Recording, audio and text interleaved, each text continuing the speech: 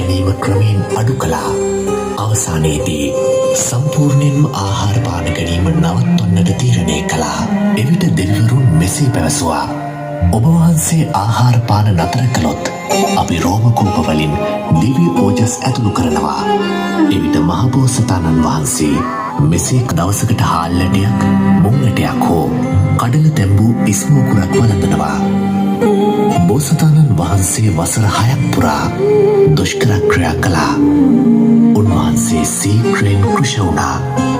අතපය කළුවැල් පුරුක්සේ වුණා.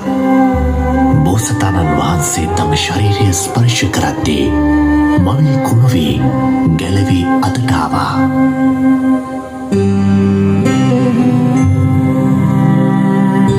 කුස අතගාන විට පිටකොන්ද අහුණා.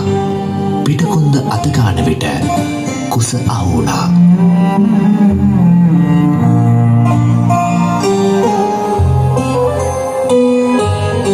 ලෝකයේ විඳුන්නා. නමුත් මාර්ගයක් හෝ ප්‍රතිපදාවක් සොයා ගැනීමට මට තවමත් හැකි වුණේ නැහැ.